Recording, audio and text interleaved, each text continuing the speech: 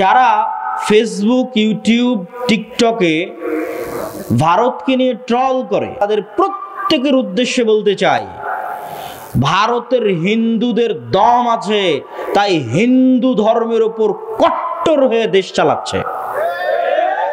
এই মুসলমানের সন্তানেরা, তোমাদের দম কোথায় যে তোমরা বাংলাদেশকে ইসলামের উপর দাঁড় করিয়ে কেন চালাতে পারো না? তাহলে গোলাম কে? গোলাম তোমরা। বাংলাদেশের মাটিতে এখন পর্যন্ত একজন হিন্দু মুসলমানদের কর্তৃক গণপিটুনিতে মারা যায়নি। বাস্তবতা হচ্ছে বাংলাদেশের মাটিতে এখন পর্যন্ত একটি মন্দিরের জায়গাও জোরপূর্বক মন্দিরকে ধ্বংস করে মসজিদ বানানো হয়নি। কিন্তু তার বিপরীতে আরো কঠিন বাস্তবতা হচ্ছে ভারতের মাটিতে প্রত্যেক দিন অহরহ মুসলমানদেরকে মুসলমান হওয়ার কারণে, গরুর গোশত রাখার কারণে গণপিটুনি দিয়ে হত্যা করা হচ্ছে। তো এই সমস্ত উদাহরণগুলো প্রমাণ করে যে কলোনিয়াল মাইন্ড সেটআপ, ঔপনিবেশিক গোলামির মানসিকতা আমাদেরকে পৃথিবীর অন্যান্য উন্নত জাতি, গোত্র, ধর্মের অনুসারী মানুষদের থেকে মানসিকভাবে পিছিয়ে রেখেছে। আপনি দেখেন, ভারত, বাংলাদেশ, পাকিস্তান তিনটে দেশে একসাথে 1947-এ জন্ম নিল। জওহরলাল নেহরু, গান্ধী, মাওলানা আবুল কালাম আজাদ তারা বললেন আমরা সেকুলার ইন্ডিয়া প্রতিষ্ঠা করব, ধর্ম নিরপেক্ষ ভারত প্রতিষ্ঠা করব। মোহাম্মদ আলী জিন্নাহ, আল্লামা ইকবাল তারা বললেন মুসলমানদের জন্য ভিন্ন রাষ্ট্র লাগবে। তাহলে ভারত প্রতিষ্ঠিত হলো সেকুলারিজমের উপর, পাকিস্তান, বাংলাদেশ প্রতিষ্ঠিত হলো মুসলমানিত্বের উপর। অথচ 70 বছর পর দেখেন আমাদের মানসিক গোলামি, বিশেষ করে মুসলমানদের মানসিক গোলামি কত নিম্ন লেভেলের যে 70 বছর পর আমরা সবচেয়ে বড় সেকুলার হয়ে গেছি। আর 70 বছর পর সেই ভারত তার দ্বীনের উপর সবচেয়ে বেশি কট্টর হয়েছে।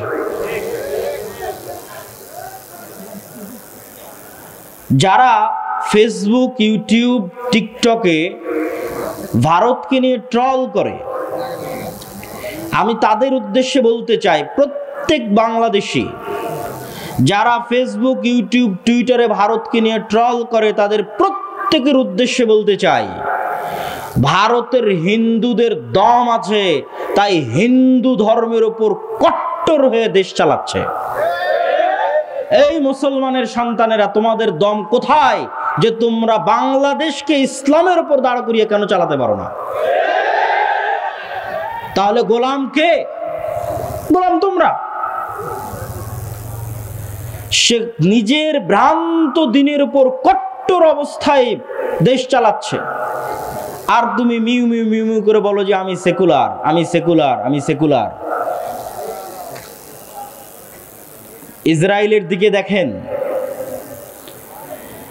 সিরিয়াতে যখন বাশার আল আসাদের পতন হয়, বাশার আল আসাদের পতনের পর থেকে নিয়ে সিরিয়ার 500-র অধিক অস্ত্রাগার, বিভিন্ন গুরুত্বপূর্ণ গবেষণাগার, বিজ্ঞান গবেষণা কেন্দ্রে 500-র অধিক গুরুত্বপূর্ণ ভিআইপি স্থাপনায় ইসরায়েল হামলা চালিয়েছে। পৃথিবীর কাউকে জিজ্ঞাসা করারও প্রয়োজন মনে করি না, আমেরিকাকেও না, জাতিসংঘকেও না।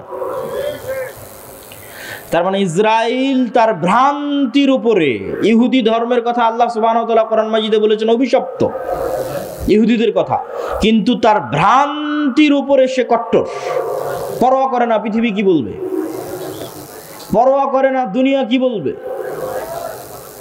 পরোয়া করে না তার পাড়া প্রতিবেশীর মানুষ কি বলবে। শুধু তাই নয়, আজকে আমেরিকার যে সামনে যে প্রশাসন আসতেছে, ট্রাম্প প্রশাসন, তারাও কট্টর খ্রিস্টানবাদের দিকে ধাবিত হবে, তার আলামত এখন থেকে স্পষ্ট। ইলন মাস্ক LGBTQ এর বিরোধিতার জন্যই, কেননা তার সন্তান এই ভয়ঙ্কর সমকামিতার শিকার হয়ে নিজেকে ছেলে থেকে মেয়েতে রূপান্তরিত করেছে, এবং ইলন মাস্ক তখনই ঘোষণা দিয়েছে যে আমার ছেলে মারা গেছে, জীবিত আছে কিন্তু সে ঘোষণা দিয়েছে মারা গেছে। তখন থেকে সেই সমস্ত এলজিবিটিকিউ এর কট্টর বিরোধী, এবং তখন থেকে সে ধর্ম প্রচার করতে হবে, ধর্ম শিখাতে হবে, পরিবারকে বাঁচাতে হবে, এটা তার জীবনের লক্ষ্য উদ্দেশ্য। এবং আসছে আমেরিকায় বাইবেল শিক্ষা সিলেবাসের অন্তর্ভুক্ত হবে, ধর্ম শিক্ষা সিলেবাসের অন্তর্ভুক্ত হবে। সম্মানিত উপস্থিতি, কিন্তু মুসলমানদের অবস্থা দেখেন, বাংলাদেশের অবস্থা দেখেন, পাকিস্তানের অবস্থা দেখেন। এরা তৈরি হলো ইসলামের উপর, কিন্তু এরা পৃথিবীর সবচেয়ে বড় সেকুলার। এই জন্য আমি যখন প্রধান উপদেষ্টা ডক্টর মোহাম্মদ ইউনূসের সামনে কথা বলার সুযোগ হয়েছিল, তখন আমি ডক্টর মোহাম্মদ ইউনূসের সামনে স্পষ্ট ভাষায় বলেছিলাম যে আপনারা সমস্যার গোড়ায় হাত দেন, আপনারা ডিফেন্স খেলতেছেন, আত্মরক্ষা করে পাল্টা জবাব দিচ্ছেন। সারা ইন্ডিয়া ছড়িয়ে আছে যে বাংলাদেশের সংখ্যালঘুদের উপর নির্যাতন হচ্ছে, অথচ ডাহা মিথ্যা কথা। কিন্তু আপনি পাল্টা বারবার বলতে আছেন, না আমার এখানে নির্যাতন হয় না, আমার এখানে তারা এত ভালো আছে, এত সুখে আছে, অমুক আছে তুমুক আছে। এত কিছু বলার তো দরকার নাই, আপনি বরং যেটা রিয়ালিটি, বাস্তবতা, সেটা তুলে ধরেন। বাস্তবতা কি? বাস্তবতা হচ্ছে বাংলাদেশের মাটিতে এখন পর্যন্ত একজন হিন্দু মুসলমানদের কর্তৃক গণপিটুনিতে মারা যায়নি। বাস্তবতা হচ্ছে বাংলাদেশের মাটিতে এখন পর্যন্ত একটি মন্দিরের জায়গাও জোরপূর্বক মন্দিরকে ধ্বংস করে মসজিদ বানানো হয়নি। কিন্তু তার বিপরীতে আরো কঠিন বাস্তবতা হচ্ছে ভারতের মাটিতে প্রত্যেক দিন অহরহ মুসলমানদেরকে মুসলমান হওয়ার কারণে, গরুর গোশত রাখার কারণে গণপিটুনি দিয়ে হত্যা করা হচ্ছে। তার বিপরীতে আরো কঠিন ও কঠোর বাস্তবতা হচ্ছে যে ভারতের যতগুলো পুরাতন মসজিদ আছে, প্রত্যেক মসজিদের পিছনে দাবি করা হচ্ছে এই মসজিদ আগে মন্দির ছিল, অতএব এখানে মসজিদ ভেঙে মন্দির তৈরি করা হোক। তাহলে সংখ্যালঘু নির্যাতন কোথায় হচ্ছে? সংখ্যালঘু নির্যাতন ইন্ডিয়াতে হচ্ছে। তো আপনি যদি বলতে চান বাংলাদেশের অবস্থানকে শক্তিশালী করতে চান, তাহলে বাংলাদেশের সংখ্যালঘুরা তো ভালো আছে, এটা বলারই দরকার নাই।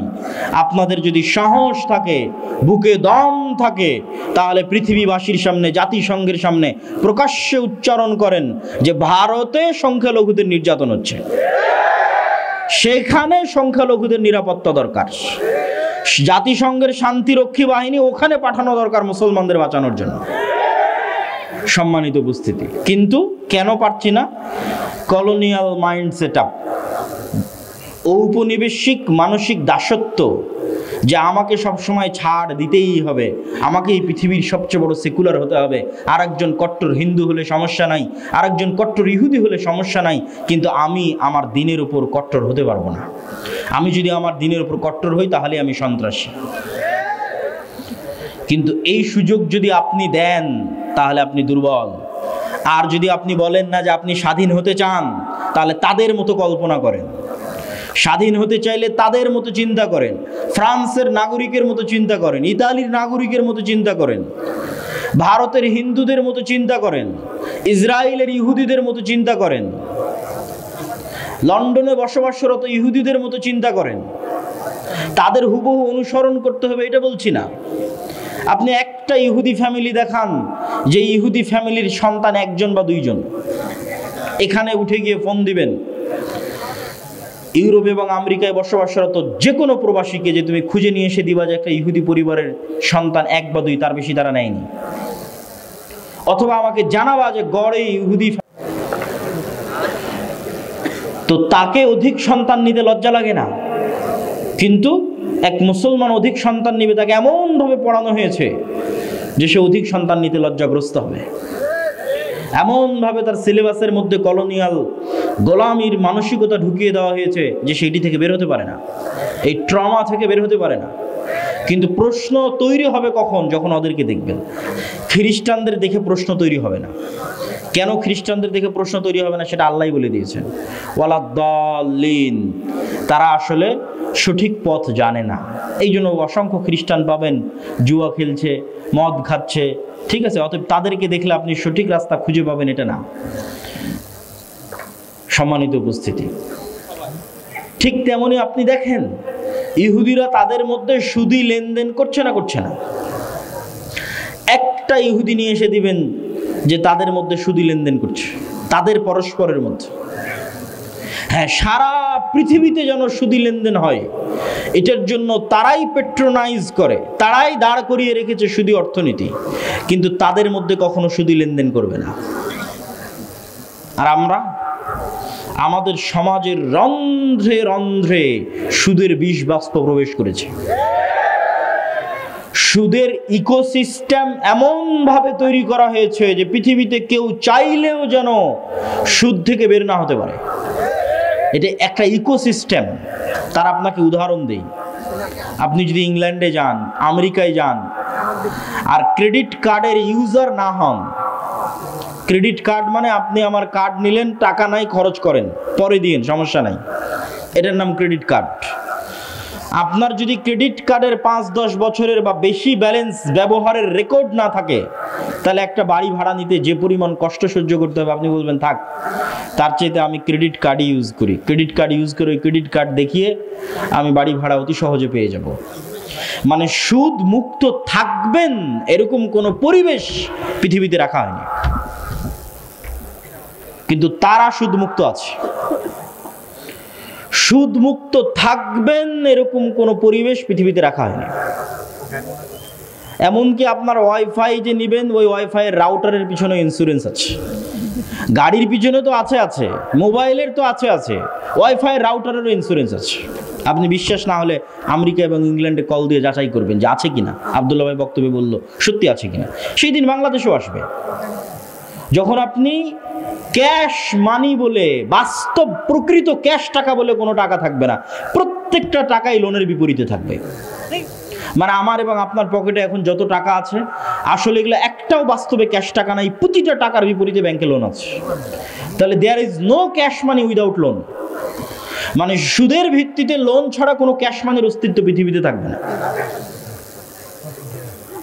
সম্মানিত উপস্থিতি, আমরা আলোচনা করছিলাম যে কলোনিয়াল মাইন্ড সেটআপ আমাদেরকে পেয়ে বসেছে। এটি আপনি যদি রাষ্ট্রীয়ভাবে ইসলাম প্রতিষ্ঠা করতে চান, তাহলে এটি হবে তার পথে সবচেয়ে শক্তিশালী বাধা। দ্বিতীয় বাধা কি হবে? দ্বিতীয় বাধা হচ্ছে রাষ্ট্রীয় কাঠামোগত ইসলাম বিদ্বেষ। এটা এই পয়েন্ট থেকে এসেছে, আগের পয়েন্ট থেকে এসেছে। এই আগের পয়েন্ট থেকেই রাষ্ট্রের কাঠামোগত ইসলাম বিদ্বেষ। আপনি চোখে দেখতে পাবেন না, বাস্তবে কোনো ইসলাম বিদ্বেষ নাই, কিন্তু কাঠামোর মধ্যে ইসলাম বিদ্বেষ আছে। যেমন আপনি কোথাও গিয়ে বলেন যে আমি দাড়ি রাখবো, পুলিশে জব করে বলেন দাড়ি রাখবো, আর্মিতে জব করে বলেন দাড়ি রাখবো, পারবেন না, কষ্ট হবে, চিহ্নিত হবেন, চাকরি থেকে বাদ পড়ে যাবেন। তথা এমনভাবে ইসলাম বিদ্বেষকে সেট আপ করা আছে কাঠামোর মধ্যে যে আপনি শক্তভাবে, কঠোরভাবে দিনকে অনুসরণ করবেন, সেটির সুযোগ নাই।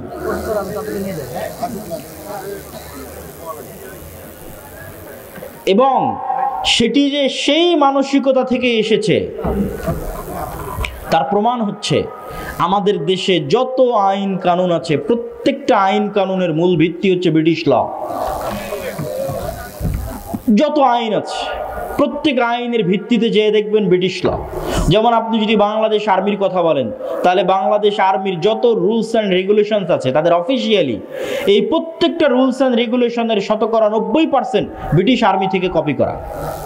মানে ব্রিটিশ আর্মির খণ্ডিত আর্মি ছিল ইন্ডিয়ান আর্মি, ইন্ডিয়ান আর্মির খণ্ডিত অংশ পাকিস্তান আর্মি, পাকিস্তান আর্মির খণ্ডিত অংশ বাংলাদেশ আর্মি। বাহির থেকে কোনো ইসলাম বিদ্বেষ নাই, কিন্তু ওর কাঠামোর মধ্যে ইসলাম বিদ্বেষ আছে। আপনি পূর্ণ ইসলাম মেনে বাংলাদেশ আর্মিতে জব করবেন, আপনার জন্য কঠিন হয়ে যাবে জব করা, পারবেন না, কেন কাঠামোর মধ্যে ইসলাম বিদ্বেষ ঢুকানো আছে। আর এটির জন্য আগের পয়েন্টই দায়ী। তথা ওই যে কলোনিয়াল গোলামি থেকে আমরা বাস্তবে শারীরিকভাবে তারা অনুপস্থিত, কিন্তু মানসিকভাবে আইন কানুনের নিয়মে প্রত্যেকটা জায়গায় তাদের গোলামির ছাপ স্পষ্ট। 3 নম্বর পয়েন্ট, বাংলাদেশের ঐতিহাসিক ইতিহাস ভিত্তিক যে রাজনৈতিক বয়ান, বিশেষ করে গত 16 বছর যে রাজনৈতিক বয়ান তৈরি করা হয়েছিল শুধুমাত্র 1971 মুক্তিযুদ্ধ কেন্দ্রিক, যে বাংলাদেশের জন্মই 1971-এ, তার পূর্বে আসলে কিছুই ছিল না। এই ইতিহাস আমি বহু বক্তব্যে তুলে ধরেছি যে আমরা বাংলার মুসলমানেরা শুধুমাত্র এই 50 বছরের জাতি নই, এই পূর্ব বাংলার মুসলমানেরা বা বাংলাদেশের মুসলমানেরা হাজার বছরের ঐতিহাসিক জাতি, এবং ওই ইতিহাসের লিগ্যাসির সাথে আপনাকে কানেক্টেড করতে হবে। এই জন্য দেখবেন যে আমার প্রত্যেকটা বক্তব্যে প্রধান উপদেষ্টার সামনের বক্তব্য আমি উচ্চারণ করেছি 1947, আমি বলেছি 1947, এবং প্রায় সব বক্তব্যে পাবেন। কেন? আপনারা আজকের যেই মানচিত্রের উপর আছেন, এই মানচিত্র কিন্তু 71-এর নয়, এই মানচিত্র 47-এ পাওয়া মানচিত্র। তাহলে মানচিত্রের ইতিহাসকে যদি আপনি অস্বীকার করেন, মানচিত্রের অস্তিত্বকে অস্বীকার করে বসবেন, তাহলে মানচিত্রের ইতিহাসকে অস্বীকার করা, মানচিত্রের অস্তিত্বকে অস্বীকার করা, তাহলে অবশ্যই এই মানচিত্রের ইতিহাসকে আপনাকে স্বীকৃতি দিতে হবে। 47-এর ইতিহাস কিসের ইতিহাস? 190 বছর ব্রিটিশ বিরোধী জিহাদের ইতিহাস, 190 বছর। 1757 সালের 23শে জুন পলাশির আম্রকানন মুর্শিদাবাদে এই বাংলার যে পতন হলো ব্রিটিশদের কাছে, 1757 থেকে 1947, এই দীর্ঘ সময়ের ইতিহাসকে আপনি বাদ দিতে পারেন না। হাজী শরীয়তুল্লাহ মীর নেসার আলী তিতুমির, আপনাদের বগুড়ার গাবতলীর সন্ধ্যাবাড়িও ছিল জিহাদের কেন্দ্র, ব্রিটিশ বিরোধী জিহাদের কেন্দ্র। তাহলে আপনি যদি গাবতলীর মানুষ যদি বলে আমার 1971-এ জন্ম, তাহলে এটা মিথ্যা কথা। তাহলে ওই গাবতলীর সন্ধ্যাবাড়ির আপনাদেরই বাপ দাদা আজ থেকে 200 বছর আগে ব্রিটিশদের বিরুদ্ধে জিহাদ করেছে, ওটাকে আপনি বহন করবেন না? ওটাকে আপনি রক্ষা করবেন না? নিজের মধ্যে ধারণ করবেন না? অবশ্যই ধারণ করতে হবে, নাহলে আপনি জাতি হিসেবে মানসিকভাবে, ঐতিহাসিকভাবে, রাজনৈতিক বয়ানে গোলাম হয়ে যাবে। এবার ওই 1757 23শে জুনের আগের যে ইতিহাস, মুঘলদের বাংলাদেশ, তার আগের স্বাধীন আমলের বাংলাদেশ, মুঘলদের আগের অংশ হচ্ছে স্বাধীন সুলতানি শাসনামল। স্বাধীন সুলতানি শাসনামল কোনটা? যেই সময় রাজধানী ছিল মুর্শিদাবাদ, মালদা, রাজশাহী, চাঁপানবাবগঞ্জ, গৌড়, তৎকালীন ভাষায় বলা হয়েছে গৌড়। এই জন্য সব পুরাতন মসজিদ দেখবেন ওই বেল্টে প্রচুর পরিমাণে আছে। সোনা মসজিদ আছে, বাঘা মসজিদ আছে, কুসুম্বা মসজিদ আছে, আরও কত অসংখ্য পুরাতন মসজিদ আছে 500 বছর আগের। ওই অঞ্চলগুলো ঘুরতে গেলে দেখতে পাবেন। আর বাংলাদেশ বর্ডার ক্রস করে মালদার গৌড় রোডে প্রবেশ করলে তো আরও শত শত মসজিদ আছে, ছোট আদিনা, বড় আদিনা, এগুলো সব ওই সময়কার রাজধানী। আর মুঘলদের রাজধানী হচ্ছে ঢাকা। তাহলে এই দীর্ঘ হাজার বছরের ইতিহাসকে যদি বাদ দেন, জাতি হিসেবে আপনি মৃত্যুবরণ করলেন। আর 1971 বা 1947-এর পরে বাংলাদেশের মানুষকে বারবার বিভক্ত করার চেষ্টা করা হয়েছে। বাংলাদেশের মানুষকে কি দিয়ে বিভক্ত করা হয়েছে? 3টে পরিভাষা দিয়ে বাংলাদেশের মানুষকে বিভক্ত করা হয়েছে রাজনৈতিকভাবে। এই রাজনৈতিক বিভক্তি থেকে বের হয়ে আসতে হবে। অন্য আর যে কোনো বিষয়ে রাজনীতি চলতে পারে, কিন্তু এই বিষয়গুলো নিয়ে রাজনীতি করতে দেওয়া যাবে না। এটা যে রাজনৈতিক সচেতনতা। 47-এ দেশ স্বাধীন হওয়ার পর বাঙালি জাতীয়তাবাদের নামে বাংলাদেশের মানুষের মধ্যে বিভেদ তৈরি করা হয়েছে। বলে যে আরে তুমি পরে মুসলিম, আগে বাঙালি। বাঙালি জাতীয়তাবাদকে মহান করা, বাঙালি জাতীয়তাবাদকে মহান করতে গিয়ে পহেলা বৈশাখের কালচার থেকে শুরু করে যত বাঙালি কালচার আছে, সেই কালচারগুলোকে মহান করে যে না আমি বাঙালি। আর এই বাঙালি জাতীয়তাবাদকে ইসলামের বিরুদ্ধে দাঁড় করানো। কিন্তু তারা ভুলে যায় যে বাঙালি জাতীয়তাবাদের নামেই 1905 সালে হওয়া বঙ্গভঙ্গ 1911-তে ব্রিটিশ সরকারকে রদ করতে বাধ্য করে কলকাতার দাদাবাবুরা। আর 1911-তে বঙ্গভঙ্গ রদ হয়ে যাওয়ার কারণে 1947 পর্যন্ত এই পূর্ববঙ্গে না কোনো কলকারখানা, না কোনো ব্যবসায়িক প্রতিষ্ঠান, না কোনো স্কুল কলেজ, না কোনো বিশ্ববিদ্যালয়, কিছুই প্রতিষ্ঠিত হয়নি। মানে আপনাদের টাকায়, আপনাদের বাপদাদাদের টাকায় যা কিছু গড়ে উঠেছে সব কলকাতাতে গড়ে উঠেছে।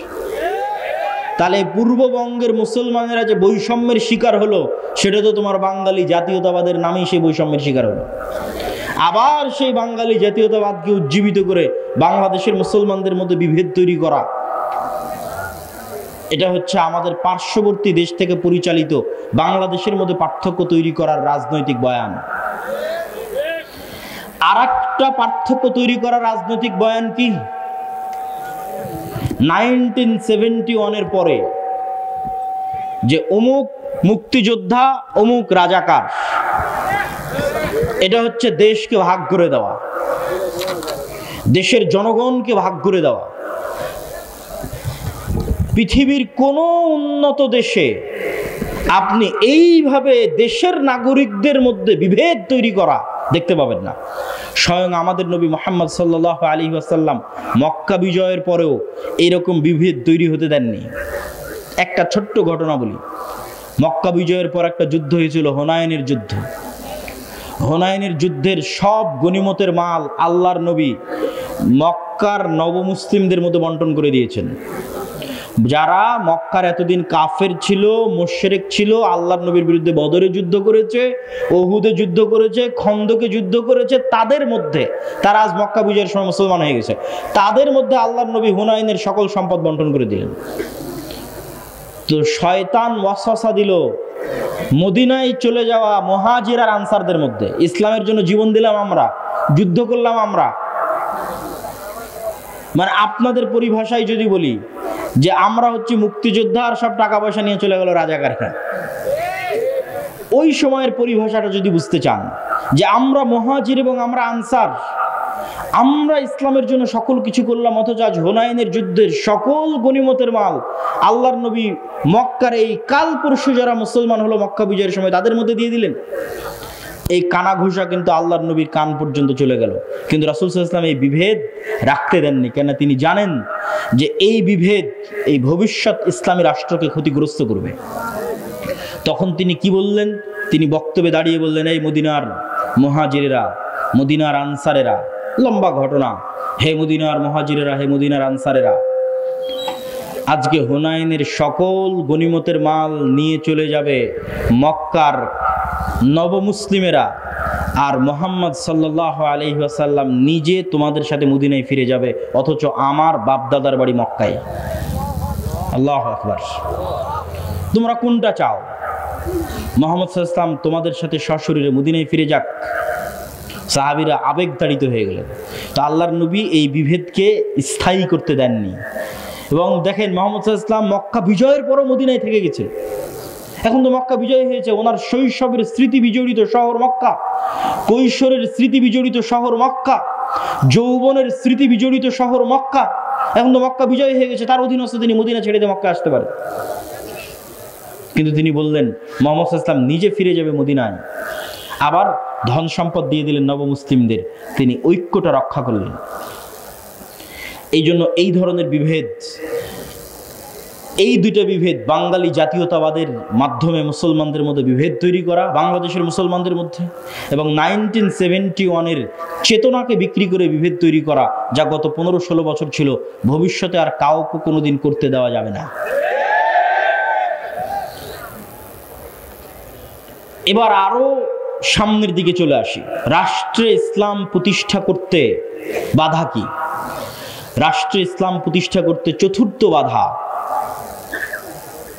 বিজাতীয় মতবাদ, গণতন্ত্র, সমাজতন্ত্র, ধর্মনিরপেক্ষ মতবাদ, যেটিকে সেকুলারিজম, কিছুক্ষণ আগে যে মতবাদের বিষয়ে বললাম, লিবারালিজম, জাতীয়তাবাদ, ন্যাশনালিজম, এই প্রত্যেকটা মতবাদ রাষ্ট্রে ইসলাম প্রতিষ্ঠায় বাধা। আমি যদি আরো সারমর্ম করে বলি যে পৃথিবীতে ইসলামী খেলাফা প্রতিষ্ঠা হবে, এই ইসলামী খেলাফার সবচেয়ে বড় শত্রু গণতন্ত্র নিজেই। এই জন্য আমার একটা বক্তব্য দেওয়া আছে যে গণতন্ত্রের কবর রচনার উপরই ইসলামী খেলাফতের উত্থান হবে। কিন্তু এই বক্তব্য আবার আমাদের কিছু ভাইদের সহ্য হবে না, কিন্তু তাদেরকে আমি উদাত্ত আহ্বান জানাবো, আপনারা আরো পড়েন, আরো পড়েন, আরো পড়েন। আরো পড়লে দেখবেন গণতন্ত্রের নামে মুসলমানদের সামনে মূলা ঝুলিয়ে রাখা আছে। গত 100 বছরেও কোনোদিন গণতন্ত্র দিয়ে ইসলাম প্রতিষ্ঠিত হয়নি, আগামী 1000 বছর চেষ্টা করলেও কোনোদিন গণতন্ত্র দিয়ে ইসলাম প্রতিষ্ঠিত হবে না। হ্যাঁ, গণতন্ত্র দিয়ে যে ইসলাম প্রতিষ্ঠিত হবে যদি বলেন যে হ্যাঁ হবেই হবে, তাহলে আমি চ্যালেঞ্জ দিয়ে বলে গেলাম গণতন্ত্র দিয়ে যে ইসলাম প্রতিষ্ঠিত হবে ওটা বিকৃত ইসলাম, কম্প্রোমাইজড ইসলাম, পূর্ণাঙ্গ ইসলাম নয়। যে ইসলামের মধ্যে শিরক মিশ্রিত থাকবে, যে ইসলামের মধ্যে ইসলামের সকল বিধিবিধান উপস্থিত থাকবে না, পূর্ণাঙ্গ রূপে উপস্থিত থাকবে না। তাহলে আপনি যেহেতু বলতেছেন এগুলোর মাধ্যমে প্রতিষ্ঠিত হবে না, তো হবে কিসের মাধ্যমে? যেটির মাধ্যমে প্রতিষ্ঠিত হবে, আজকে আপনাদের সামনে দুটি বা তিনটি উপায় বলবো, যা প্রায় এই পরের পয়েন্টগুলো প্রায় সব বক্তব্যে আমার বলা আছে এবং আপনাদেরও শোনা উচিত। এক, ইসলামী খেলাফা বা ইসলামী রাষ্ট্র বলতে কি বুঝায় এটা পরিষ্কার থাকতে হবে। ইসলামী খেলাফা বা ইসলামী রাষ্ট্র মানে আজকে এখানে আপনাদের সবাইকে জোরপূর্বক আমি সালাত আদায় করিয়ে দিলাম, জোরপূর্বক আপনাদের মহিলাদের মা বোনদের পর্দা করিয়ে দিলাম, বিষয়টি এমন নয়। ইসলামী খেলাফা এই জিনিসগুলো থাকবে, কিন্তু ইসলামী খেলাফা মানে এক নম্বরে আপনাদের মধ্যে ন্যায় বিচার প্রতিষ্ঠিত হবে। ঈসা আলাইহিস সালাতু ওয়াস সালামের কথা আল্লাহর নবী বলেছেন, তিনি পৃথিবীতে হাকামান মুকসিতা, ন্যায় বিচারক, শাসক হবেন। আর আল্লাহ হচ্ছেন সবচেয়ে বড় ন্যায় বিচারক। এই জন্য সাবআতু ইউদিল্লুহুমুল্লাহ ইয়াউমা লা দিল্লা ইল্লা দিল্লুহ, 7 শ্রেণীর মানুষকে বিশেষ ছায়া আশ্রয় দেওয়া হবে। তার এক নম্বরে ইমামুন আদিল, ন্যায় পরায়ণ, ন্যায় বিচারক। তাকে এক নম্বরে আসন দেওয়া হয়েছে, ন্যায় পরায়ণ, ন্যায় বিচারককে। আমাদের মুসলমানদের কাছে এতক্ষণ পর্যন্ত এই আলোচনা আপনাদের কাছে হয়তো মনে হবে আমি কি বলতে চাচ্ছি। আমি যেটি বলতে চাচ্ছি যে রাষ্ট্রে ইসলাম মানে ন্যায় বিচার প্রতিষ্ঠা করা। তো আপনি আমি যদি রাষ্ট্রে ইসলাম প্রতিষ্ঠা করতে চাই, আমাদেরকে সবার আগে ন্যায় পরায়ণ হতে হবে। আমি আপনি ন্যায় পরায়ণ হব না, সত্যবাদী হব না, আর বলবো রাষ্ট্রে ইসলাম প্রতিষ্ঠা করব, এটা কোনোদিন সম্ভব নয়। তো আপনি কি বলতে চাচ্ছেন আমরা মুসলমানেরা ন্যায়পরায়ণ নই, সত্যবাদী নই? জি, আমি এটাই বলতে চাচ্ছি আমরা মুসলমানেরা নামাজি, আমরা মুসলমানেরা হাজি, আমরা মুসলমানেরা দানবীর। বাহ্যিক ইসলামের যত বিধিবিধান আছে প্রত্যেকটা বিধিবিধান মানতে আমরা এক নম্বরে আছি। যেমন আজকের জালসা সম্মেলনে এসেছেন কোরআন এবং দ্বীনের কথা শুনতে, এটা অনেক বড় একটা গুণ। অবশ্যই আপনি নেকি পাওয়ার নিয়েতে এসেছেন, কিন্তু দেখবেন এই জালসার প্যান্ডেল থেকে মোবাইল চুরি হয়ে গেছে, দেখবেন মসজিদ থেকে স্যান্ডেল চুরি হয়ে গেছে। তাহলে জাতিগতভাবে আমার এবং আপনার মধ্যে কোনটার অভাব?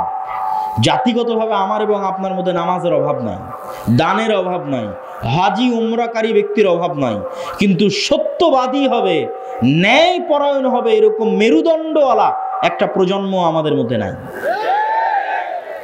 আপনি আমাকে যদি এখন রাষ্ট্রপ্রধান করে দেন, আমিও বাংলাদেশ চালাতে পারবো না, কেন বাংলাদেশের প্রত্যেকটা সেক্টরে দুর্নীতি আছে। ওই সমস্ত দুর্নীতিবাজ সচিবেরা, মন্ত্রীরা, ওসিরা, ডিসিরা 1 সেকেন্ড আপনাকে রাষ্ট্র চালাতে দিবেন, আপনাকে উৎখাত করে ফেলে দেবে। তাহলে আপনি এইরকম দুর্নীতিগ্রস্ত একটা কাঠামোর মধ্যে বলবেন আমি ইসলাম প্রতিষ্ঠা করব? আপনাকে একদল সৎ ন্যায়পরায়ণ প্রজন্ম আগে নিয়ে আসতে হবে। যে সৎ ন্যায়পরায়ণ প্রজন্ম টাকার কাছে বিক্রি হবে না, চাপের কাছে বিক্রি হবে না, তার দায়িত্বের আমানত রক্ষা করবে মৃত্যু হয়ে গেল। এটা হচ্ছে সৎ এবং ন্যায়পরায়ণ। এতক্ষণ হয়তো রাষ্ট্রীয় পর্যায়ে বললাম, এই জন্য আপনারা খুব ঠিক বললেন। আমাদের ব্যক্তিগত জীবনে যদি আসি, তাহলে কি হবে দেখেন। আপনারা যারা আজ পুরো গাবতলীতে জরিপ করেন, পুরো বগুড়া জেলায় জরিপ করেন, পুরো গাইবান্ধাতে জরিপ করেন যে কতজন পিতার মৃত্যুর পর তার সন্তান পিতার সম্পত্তিতে বোনকে ন্যায়ের সাথে ভাগ দিয়েছে, জরিপ করেন। আপনারা যারা সামনে উপস্থিত আছেন তারা প্রশ্ন করেন, আপনার আশেপাশে তাকান, পাড়া প্রতিবেশীর দিকে তাকান, কল্পনা করেন কতজন তার পিতার মৃত্যুর পর পিতার সম্পত্তিতে বোনকে ন্যায়ের সাথে ভাগ দিয়েছে। একদল তো আছে ভাগই দেয়নি, কেউ যদি দিয়ে থাকে তাহলে বগুড়ার জলেশ্বরী তলার জমিটা নিজে নিয়েছে, আর বগুড়ার যেটা সারিয়াকান্দির নদীতে ভেঙে আছে ওটা বোনকে দিয়েছে।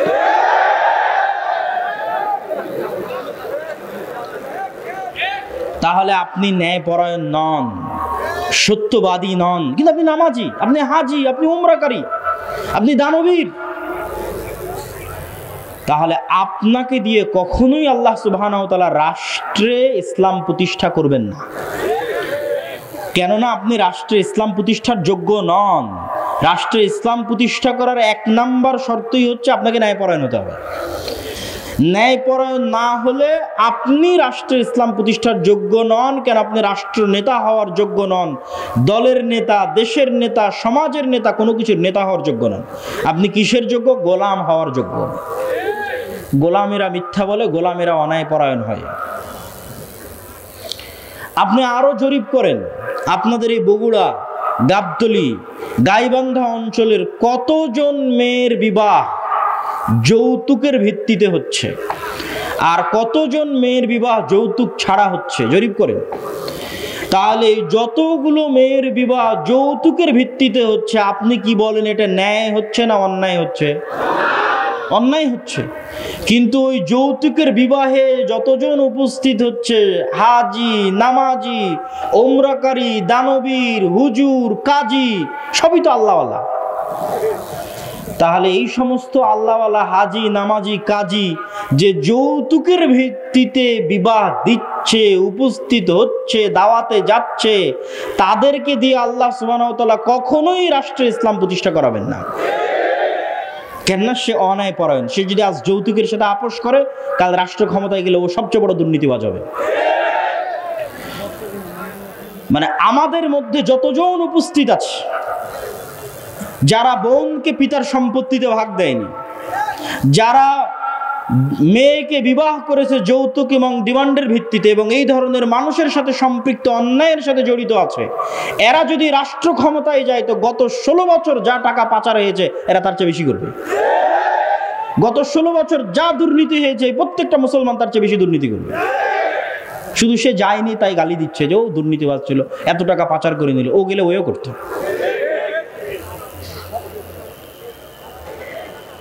সম্মানিত উপস্থিতি, তাহলে আমরা মুসলমানেরা কি অবস্থায় দাঁড়িয়ে আছি? আমরা মুসলমানেরা রাসূলুল্লাহ সাল্লাল্লাহু আলাইহি ওয়াসাল্লামের ওই হাদিসের উপর দাঁড়িয়ে আছি, যে হাদিসে রাসূল সাল্লাল্লাহু আলাইহি ওয়াসাল্লাম বলেছেন, সালাসাতুন মান কুন্না ফিহি ওয়া আরবাউন মান কুন্না ফিহি, 3টা বৈশিষ্ট্য বা 4টা বৈশিষ্ট্য যার মধ্যে থাকবে সে মুনাফিকান খালিসা, সে স্পষ্ট মুনাফিক। ইযা হাদ্দাসা কাযাবা, যখন কথা বলে মিথ্যা বলে, ওয়া ইযা ওয়া'আদা আখলাফা, যখন ওয়াদা করে ভঙ্গ করে, ওয়া ইযা তুমিনা খানা, যখন আমানত রাখা হয় তখন সে আমানতের খেয়ানত করে। তো কথা বললে মিথ্যা বলে, ওয়াদা দিলে ভঙ্গ করে, আমানতের খেয়ানত করে, মানে দায়িত্ব দেওয়া হয়েছে দায়িত্বের খেয়ানত করেছে। বাবা মারা গেছে, সম্পত্তি বন্টন করতে হবে, এই কাজটা আপনার কাছে আমানত। আপনি প্রতিষ্ঠানের প্রিন্সিপাল, প্রতিষ্ঠান আপনার কাছে আমানত। আপনি থানার ওসি, থানা আপনার কাছে আমানত। প্রত্যেক দায়িত্বশীলের কাছে তার দায়িত্ব আমানত। তাহলে ওই দায়িত্ব সে পূর্ণাঙ্গ রূপে বাস্তবায়ন না করে কম্প্রোমাইজ করেছে, মানে তারা সব কি হয়ে গেছে বলেন তো? বলেন না কেন, কি হয়ে গেছে? মুনাফিক হয়ে গেছে।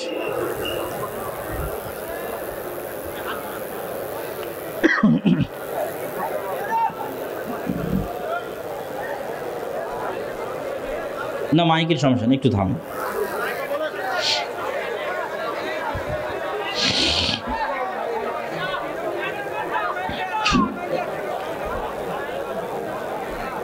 তো ইযা হাদ্দাসা কাযাবা, যখন কথা বলে মিথ্যা বলে, ওয়াদা করে ভঙ্গ করে, আমানত রাখা হলে আমানতের খেয়ানত করে, তাদেরকে আল্লাহর নবী কি বললেন? একটু জোরে বলতে হবে, কি বললেন? মুনাফিক। তার মানে পিতার সম্পত্তিতে বোনকে ভাগ দেয়নি যে সে কি? একটু কথা বলতে হবে, সে কি? মুনাফিক। যৌতুকের ভিত্তিতে বিবাহ করেছে যে সে কি? মুনাফিক। তাহলে এই সমস্ত মুনাফিকদের দিয়ে আপনি তাহলে প্রশ্নের পরের প্রশ্ন আসবে, এই সমস্ত মুনাফিকেরা নামাজ পড়ছে কেন? এই সমস্ত মুনাফিকেরা দান করে কেন? এই সমস্ত মুনাফিকেরা তাহাজ্জুদের সালাত আদায় করে কেন? কেননা গত 16 বছরে এমনও ছিল প্রশ্ন ফাঁসের টাকা আল্লাহর রাস্তায় দান করেছে। তাহলে আল্লাহর নবীর কথা অনুযায়ী সে মুনাফিক। কেননা প্রশ্ন ফাঁস, তার আমানত, প্রশ্ন রক্ষা করা আমানত ছিল, খেয়ানত করেছে, আল্লাহর নবী বলছেন ও মুনাফিক, খাঁটি মুনাফিক। তো খাঁটি মুনাফিক কেন দান করছে? গত 16 বছর এমনও ছিল যে সবচেয়ে বড় দুর্নীতিবাদ সেও নাকি তাহাজ্জুদের সালাত আদায় করে, সবচেয়ে বড় খুনি সেও নাকি তাহাজ্জুদের সালাত আদায় করে। তাহলে সে যদি খুনি হয়, দুর্নীতিবাজ হয়, মিথ্যুক হয়, তাহলে সে তো মুনাফিক। শত OC, DC, SP, AC land, sub registrar সারা দিন ঘুষের লেনদেন করতেছে, 24 ঘন্টা ঘুষের লেনদেন করতেছে, তারা তার দায়িত্বে খেয়ানত করতেছে।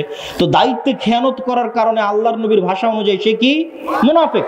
কিন্তু এরা সবাই তো হজ করে এসেছে, উমরা করে এসেছে, নামাজ পড়েছে, মসজিদ মাদ্রাসার সভাপতি, প্রধান অতিথি, বিশেষ অতিথি, কি না সবকিছুতে আছে।